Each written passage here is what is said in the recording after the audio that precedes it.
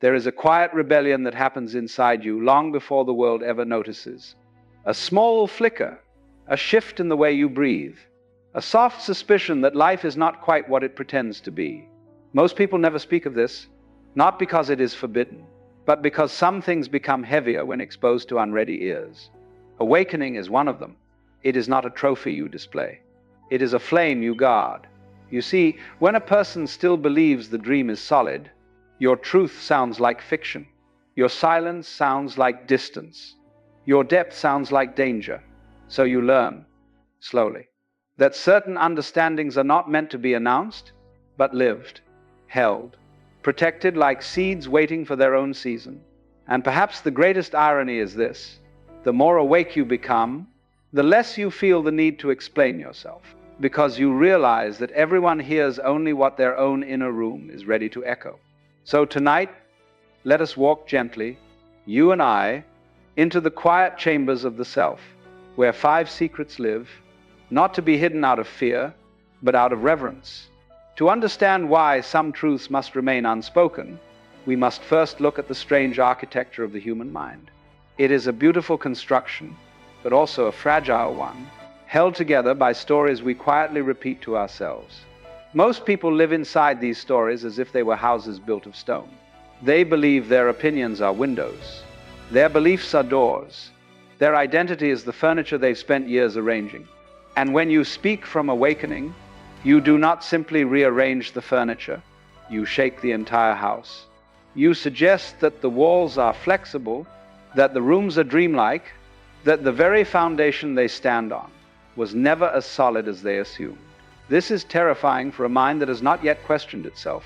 So the unawakened cling harder to ideas, to certainty, to who they think they are. They mistake stability for truth and familiarity for safety. And if you bring the light before the eyes have learned to open, the brightness becomes an injury. The message becomes noise. Your wisdom becomes a threat. Awakening is not about superiority. It is not about being ahead of anyone. It is simply a shift in perception, a loosening, a softening, a dissolving of the hard edges of the self.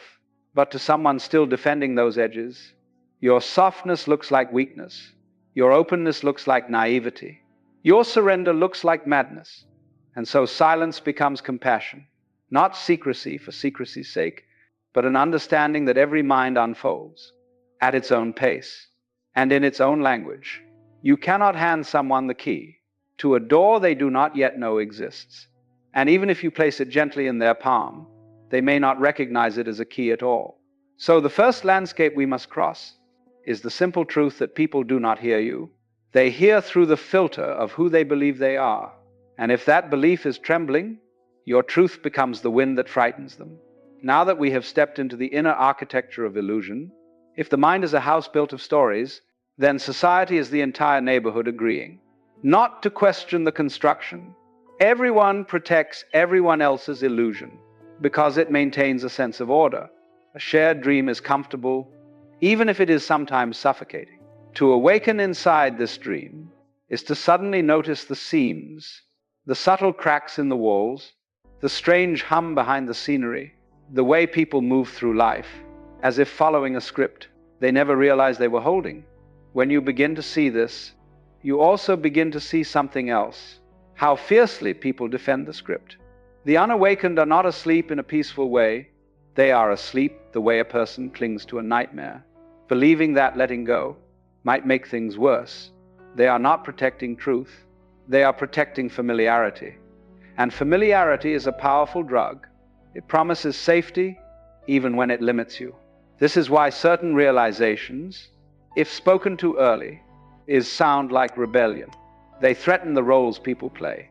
They threaten the masks they cherish. They threaten the meaning they have borrowed from the world, instead of discovering within themselves. You might say, what harm is there in sharing a deeper truth? But truth is not always medicine. To someone who has spent their whole life building a self out of fear, truth feels like exposure, as if you are pulling back the curtains, and they are standing naked in the sudden daylight. So you begin to understand that silence is not withholding, it is alignment. It is allowing each person the dignity of discovering their own boundaries, their own illusions, their own awakening. You bow to the timing of things. You trust the seasons of consciousness.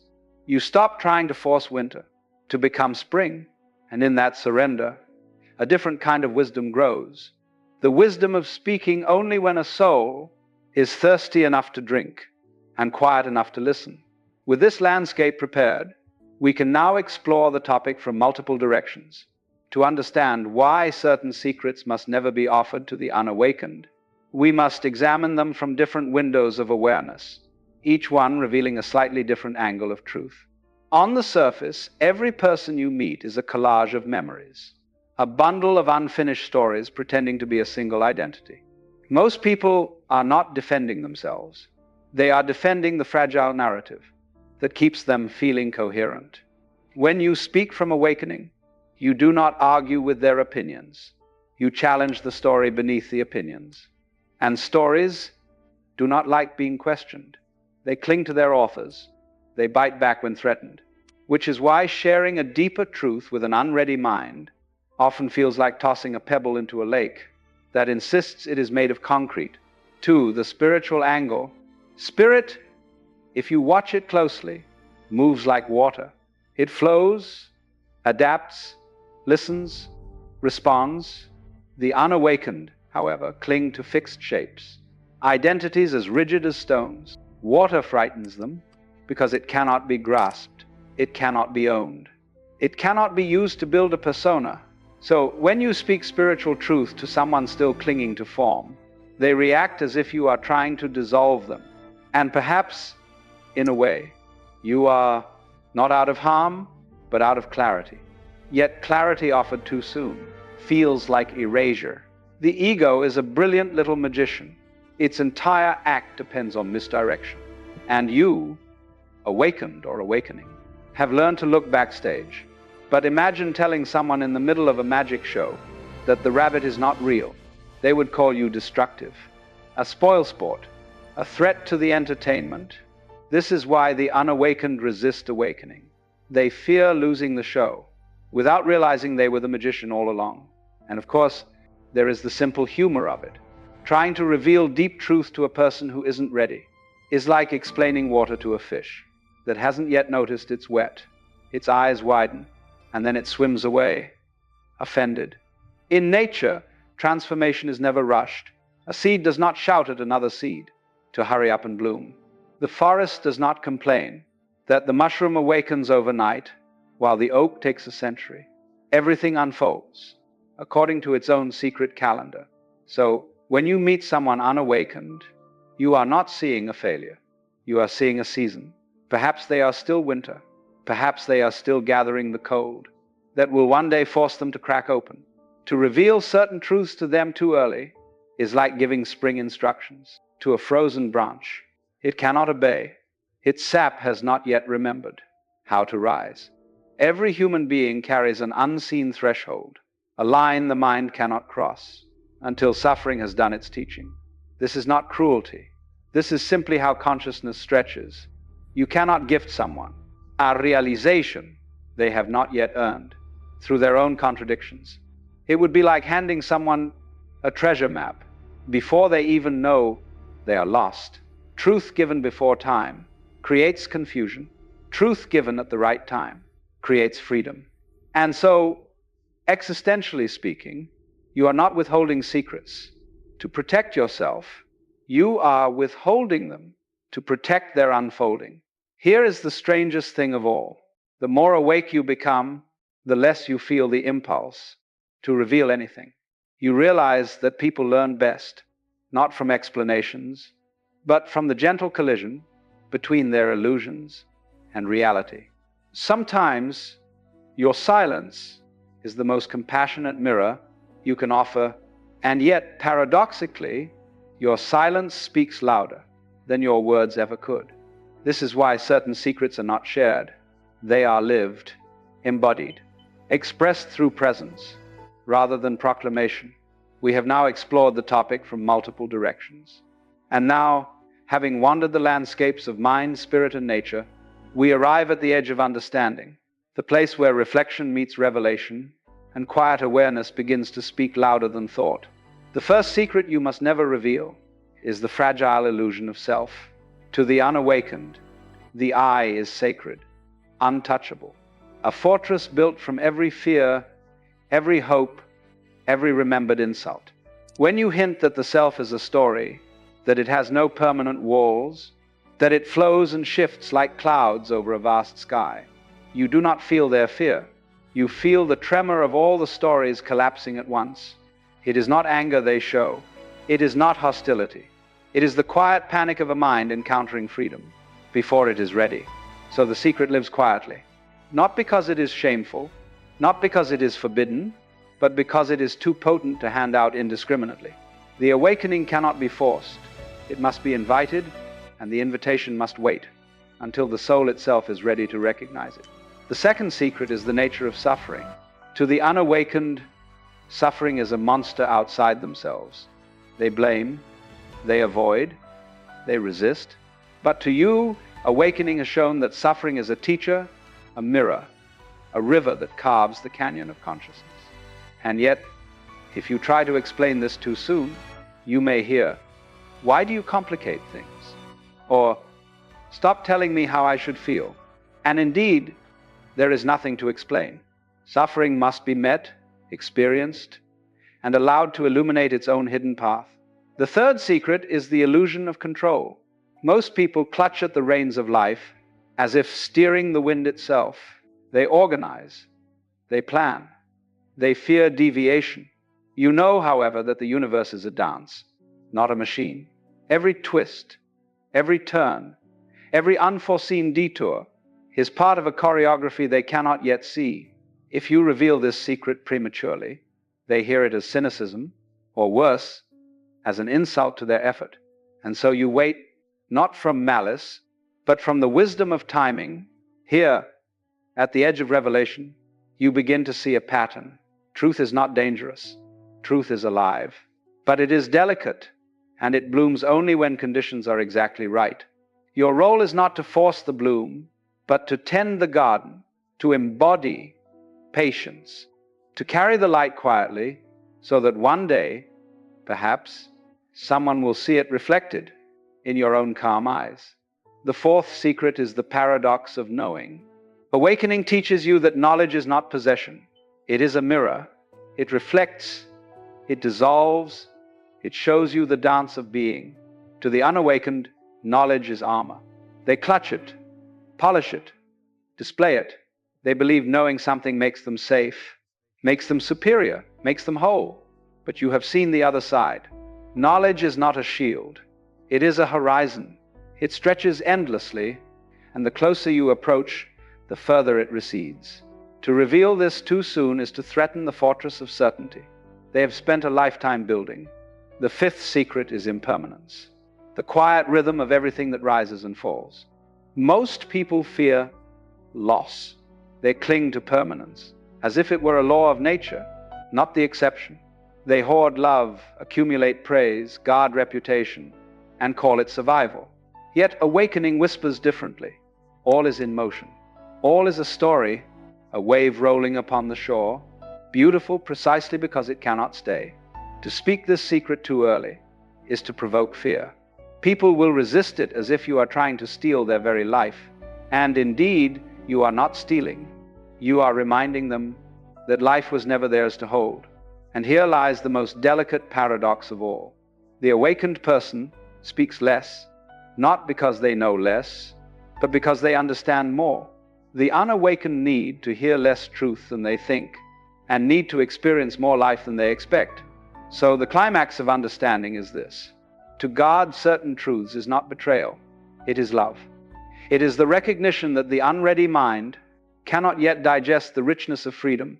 The wise do not shove doors open. They leave them slightly ajar, allowing the seeker to push gently, to peek in, to step across the threshold when they are ready. And in that stillness, in that patient presence, you realize the subtle miracle. Awakening is not something you give, but something you reveal by simply being. And being quietly, completely, is often louder than any words you could ever speak.